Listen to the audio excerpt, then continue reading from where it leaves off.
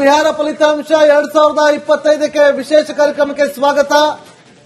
ನನ್ನ ಜೊತೆ ಇದ್ರೆ ಶ್ರೀಲಕ್ಷ್ಮಿ, ನಾನು ನಾಗೇಂದ್ರ ಬಾಬು. ಮತ್ತೊಮ್ಮೆ ನಿಮ್ಗೆಲ್ಲರಿಗೂ ಕೂಡ ಸ್ವಾಗತವನ್ನ ಕೋರ್ತಾ ಇದ್ದೀವಿ. ಇವತ್ತು ಇಡೀ ದಿನ ನಿಮಗೆ ಪಕ್ಕಾ ರಿಸಲ್ಟ್ ಕೊಡ್ತೀವಿ, ಫಾಸ್ಟ್ ರಿಸಲ್ಟ್ ಅನ್ನ ಕೊಡ್ತೀವಿ, ನೋ ಡೌಟ್. ಅದರಲ್ಲಿ ಬಿಹಾರ ಚುನಾವಣೆಯತ್ತ ಪ್ರತಿಯೊಬ್ಬರ ಚಿತ್ತ ನಿಟ್ಟಿರೋದು ಡೌಟ್ ಅಲ್ಲ. ಯಾಕೆ ಅಂತಂದ್ರೆ ರಾಷ್ಟ್ರ ರಾಜಕಾರಣದ ದಿಕ್ಸೂಚಿ, ಅದರಲ್ಲಿ ಪ್ರಮುಖವಾಗಿ ರಾಜ್ಯ, ನಮ್ಮ ಕರ್ನಾಟಕ ರಾಜ್ಯ ರಾಜಕಾರಣದ ದಿಕ್ಸೂಚಿ ಅಂತಾನೆ ಈ ಒಂದು ಚುನಾವಣೆ ಫಲಿತಾಂಶ ನಿಟ್ಟಿರೋದು.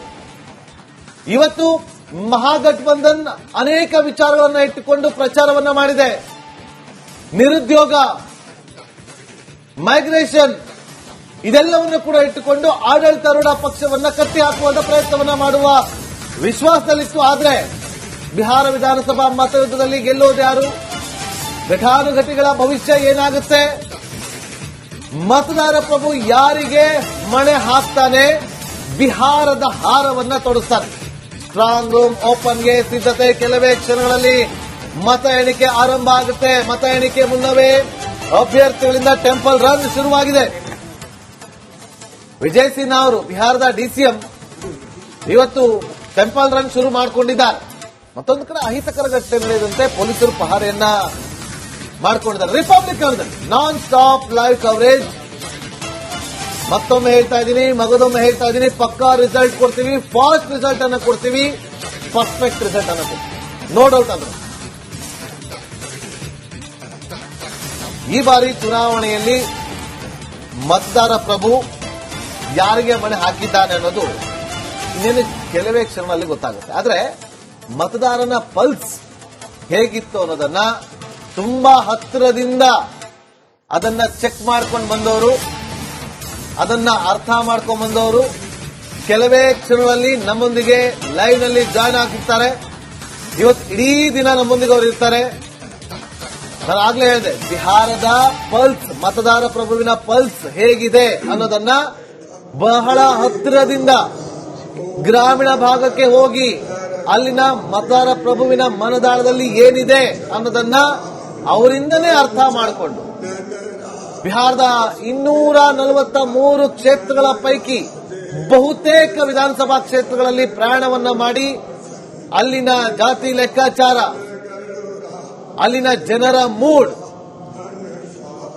ಆಡಳಿತ ಹೇಗಿದೆ, ಆಡಳಿತ ವಿರೋಧಿನ, ವಿಪಕ್ಷಗಳು ಯಾವ ಹಂತದಲ್ಲಿ ಕೆಲಸವನ್ನ ಮಾಡಿದೆ, ಆಡಳಿತ ಪಕ್ಷವನ್ನ ಕಟ್ಟಿ ಹಾಕೋದ್ರಲ್ಲಿ ವಿರೋಧ ಪಕ್ಷಗಳು ಮಾಡಿದಂತಹ ಸ್ಟ್ರಾಟಜಿ ಏನು, ಆ ಸ್ಟ್ರಾಟಜಿಗಳೆಲ್ಲವೂ ಕೂಡ ವರ್ಕೌಟ್ ಆಗುತ್ತಾ ಅಥವಾ ನಿತೀಶ್ ಕುಮಾರ್ ಅವರ ಮೇಲೆ ಒಲವು ಇದೆಯಾ ಅನ್ನೋದ್ರ ಬಗ್ಗೆ ತುಂಬಾ ಸವಿಸ್ತಾರವಾಗಿ ವರದಿಯನ್ನ ಮಾಡಿದಂತಹ ಒಬ್ಬ ಹಿರಿಯ ಪತ್ರಕರ್ತರು ಕೆಲವೇ ಕ್ಷಣಗಳಲ್ಲಿ ನಮ್ಮೊಂದಿಗೆ ಲೈವ್ ನಲ್ಲಿ ಜಾಯ್ನ್ ಆಗ್ತಾರೆ.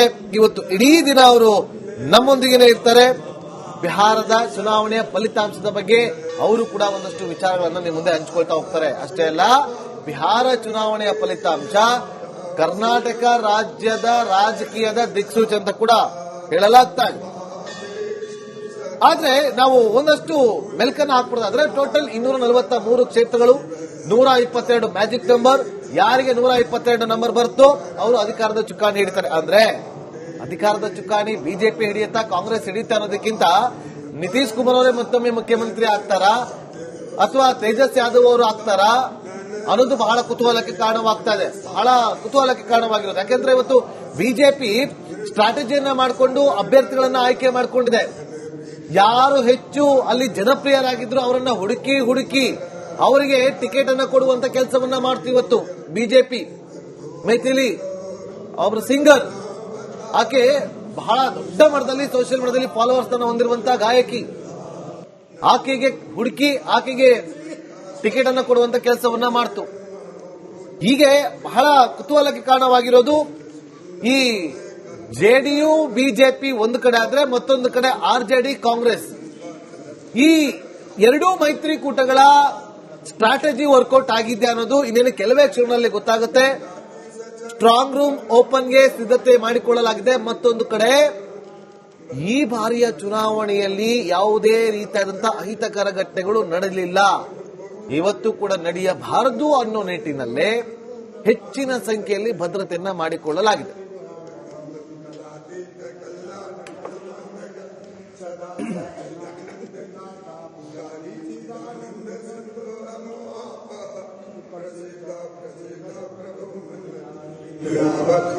ದೇಶದಾದ್ಯಂತ ಕುತೂಹಲ ಕೆರಳಿಸಿರ್ತಕ್ಕಂಥ ಬಿಹಾರ ಚುನಾವಣೆಯ ಫಲಿತಾಂಶ ಇನ್ನೇನು ಕೆಲವೇ ಕ್ಷಣಗಳಲ್ಲಿ ಗೊತ್ತಾಗಲಿದೆ. ಈಗಾಗಲೇ ಬಾಬು ಹೇಳ್ತಾ ಇದ್ದ ಹಾಗೆ 11:11 ಒಂದು ಕ್ಲಿಯರ್ ಚಿತ್ರಣ ಗೊತ್ತಾಗಲಿದೆ. ವೀಕ್ಷಕರೇ, ಏನೇನಾಗತ್ತೆ, ಏನೇನು ರಾಷ್ಟ್ರದ ದೃಷ್ಟಿಯಿಂದ ಇದನ್ನ ಹೇಗೆ ನೋಡಬೇಕು, ಕರ್ನಾಟಕದ ದೃಷ್ಟಿಯಿಂದ ಹೇಗೆ ನೋಡಬೇಕು, ಕರ್ನಾಟಕ ರಾಜ್ಯ ರಾಜಕಾರಣದ ಮೇಲೆ ಇದರ ಪ್ರಭಾವಗಳೇನೇನು, ಇದನ್ನೆಲ್ಲ ಮಾತನಾಡೋದಕ್ಕೆ ನಮ್ಮ ಜೊತೆ ಅತಿಥಿಗಳಾಗಿ ಇವತ್ತು ಹಿರಿಯ ಪತ್ರಕರ್ತ ರಾಘವ್ ಶರ್ಮಾ ಅವರಿದ್ದಾರೆ.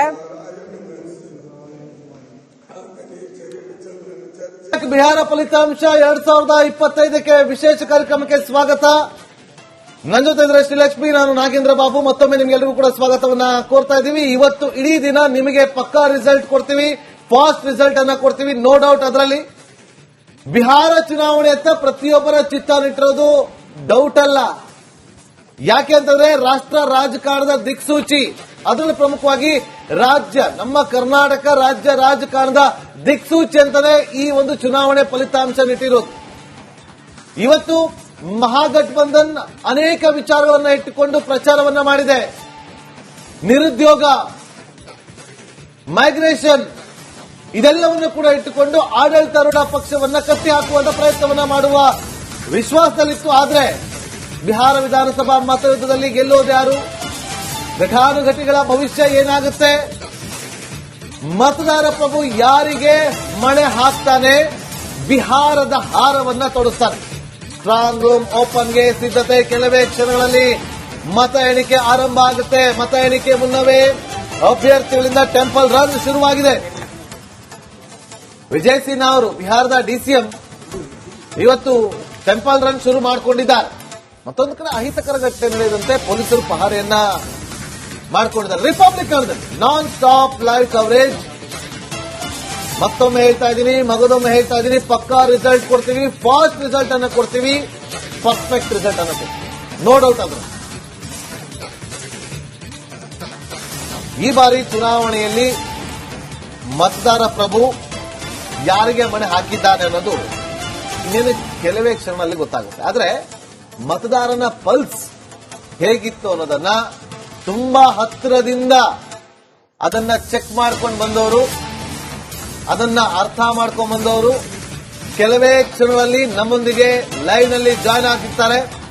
ಇವತ್ತು ಇಡೀ ದಿನ ನಮ್ಮೊಂದಿಗೆ ಅವರು ಇರ್ತಾರೆ.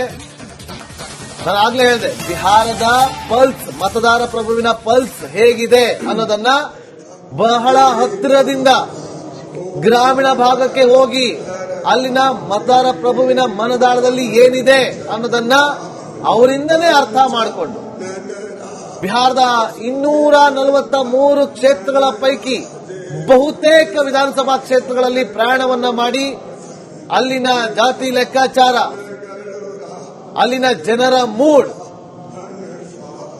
ಆಡಳಿತ ಹೇಗಿದೆ, ಆಡಳಿತ ವಿರೋಧಿನ, ವಿಪಕ್ಷಗಳು ಯಾವ ಹಂತದಲ್ಲಿ ಕೆಲಸವನ್ನ ಮಾಡಿದೆ, ಆಡಳಿತ ಪಕ್ಷವನ್ನ ಕಟ್ಟಿ ಹಾಕೋದ್ರಲ್ಲಿ ವಿರೋಧ ಪಕ್ಷಗಳು ಮಾಡಿದಂತಹ ಸ್ಟ್ರಾಟಜಿ ಏನು, ಆ ಸ್ಟ್ರಾಟಜಿಗಳೆಲ್ಲವೂ ಕೂಡ ವರ್ಕೌಟ್ ಆಗುತ್ತಾ ಅಥವಾ ನಿತೀಶ್ ಕುಮಾರ್ ಅವರ ಮೇಲೆ ಒಲವು ಇದೆಯಾ ಅನ್ನೋದ್ರ ಬಗ್ಗೆ ತುಂಬಾ ಸವಿಸ್ತಾರವಾಗಿ ವರದಿಯನ್ನ ಮಾಡಿದಂತಹ ಒಬ್ಬ ಹಿರಿಯ ಪತ್ರಕರ್ತರು ಕೆಲವೇ ಕ್ಷಣಗಳಲ್ಲಿ ನಮ್ಮೊಂದಿಗೆ ಲೈವ್ ನಲ್ಲಿ ಜಾಯ್ನ್ ಆಗ್ತಾರೆ.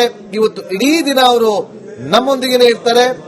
ಬಿಹಾರದ ಚುನಾವಣೆಯ ಫಲಿತಾಂಶದ ಬಗ್ಗೆ ಅವರು ಕೂಡ ಒಂದಷ್ಟು ವಿಚಾರಗಳನ್ನು ನಿಮ್ಮ ಮುಂದೆ ಹಂಚಿಕೊಳ್ತಾ ಹೋಗ್ತಾರೆ. ಅಷ್ಟೇ ಅಲ್ಲ, ಬಿಹಾರ ಚುನಾವಣೆಯ ಫಲಿತಾಂಶ ಕರ್ನಾಟಕ ರಾಜ್ಯದ ರಾಜಕೀಯದ ದಿಕ್ಸೂಚಿ ಅಂತ ಕೂಡ ಹೇಳಲಾಗ್ತಾ ಇದೆ. ಆದ್ರೆ ನಾವು ಒಂದಷ್ಟು ಮೆಲ್ಕನ್ನ ಹಾಕ್ಬಿಡೋದಾದ್ರೆ ಟೋಟಲ್ 243 ಕ್ಷೇತ್ರಗಳು, 122 ಮ್ಯಾಜಿಕ್ ನಂಬರ್. ಯಾರಿಗೆ 122 ನಂಬರ್ ಬರುತ್ತೋ ಅವರು ಅಧಿಕಾರದ ಚುಕ್ಕಾಣಿ ಹಿಡಿತಾರೆ. ಅಂದ್ರೆ ಅಧಿಕಾರದ ಚುಕ್ಕಾಣಿ ಬಿಜೆಪಿ ಹಿಡಿಯುತ್ತಾ, ಕಾಂಗ್ರೆಸ್ ಹಿಡಿಯುತ್ತಾ ಅನ್ನೋದಕ್ಕಿಂತ ನಿತೀಶ್ ಕುಮಾರ್ ಅವರೇ ಮತ್ತೊಮ್ಮೆ ಮುಖ್ಯಮಂತ್ರಿ ಆಗ್ತಾರಾ ಅಥವಾ ತೇಜಸ್ ಯಾದವ್ ಅವರು ಆಗ್ತಾರಾ ಅನ್ನೋದು ಬಹಳ ಕುತೂಹಲಕ್ಕೆ ಕಾರಣವಾಗ್ತಾ ಇದೆ. ಬಹಳ ಕುತೂಹಲಕ್ಕೆ ಕಾರಣವಾಗಿರೋದು ಯಾಕೆಂದ್ರೆ ಇವತ್ತು ಬಿಜೆಪಿ ಸ್ಟ್ರಾಟಜಿಯನ್ನ ಮಾಡಿಕೊಂಡು ಅಭ್ಯರ್ಥಿಗಳನ್ನ ಆಯ್ಕೆ ಮಾಡಿಕೊಂಡಿದೆ. ಯಾರು ಹೆಚ್ಚು ಅಲ್ಲಿ ಜನಪ್ರಿಯರಾಗಿದ್ರು ಅವರನ್ನ ಹುಡುಕಿ ಅವರಿಗೆ ಟಿಕೆಟ್ ಅನ್ನ ಕೊಡುವಂತ ಕೆಲಸವನ್ನ ಮಾಡ್ತೀವಿ ಇವತ್ತು ಬಿಜೆಪಿ.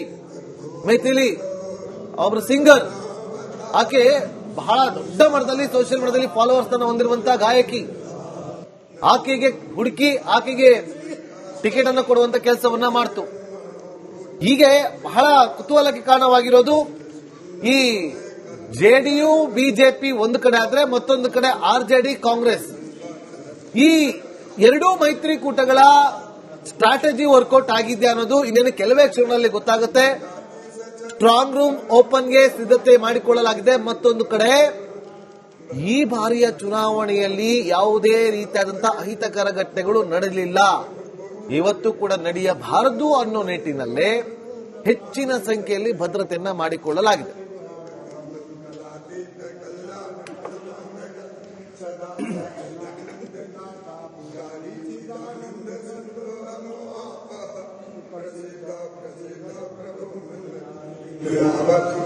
ದೇಶದಾದ್ಯಂತ ಕುತೂಹಲ ಕೆರಳಿಸಿರ್ತಕ್ಕಂಥ ಬಿಹಾರ ಚುನಾವಣೆಯ ಫಲಿತಾಂಶ ಇನ್ನೇನು ಕೆಲವೇ ಕ್ಷಣಗಳಲ್ಲಿ ಗೊತ್ತಾಗಲಿದೆ. ಈಗಾಗಲೇ ಬಾಬು ಹೇಳ್ತಾ ಇದ್ದ ಹಾಗೆ 11:11 ಒಂದು ಕ್ಲಿಯರ್ ಚಿತ್ರಣ ಗೊತ್ತಾಗಲಿದೆ. ವೀಕ್ಷಕರೇ, ಏನೇನಾಗತ್ತೆ, ಏನೇನು ರಾಷ್ಟ್ರದ ದೃಷ್ಟಿಯಿಂದ ಇದನ್ನ ಹೇಗೆ ನೋಡಬೇಕು, ಕರ್ನಾಟಕದ ದೃಷ್ಟಿಯಿಂದ ಹೇಗೆ ನೋಡಬೇಕು, ಕರ್ನಾಟಕ ರಾಜ್ಯ ರಾಜಕಾರಣದ ಮೇಲೆ ಇದರ ಪ್ರಭಾವಗಳೇನೇನು, ಇದನ್ನೆಲ್ಲ ಮಾತನಾಡೋದಕ್ಕೆ ನಮ್ಮ ಜೊತೆ ಅತಿಥಿಗಳಾಗಿ ಇವತ್ತು ಹಿರಿಯ ಪತ್ರಕರ್ತ ರಾಘವ್ ಶರ್ಮಾ ಅವರಿದ್ದಾರೆ.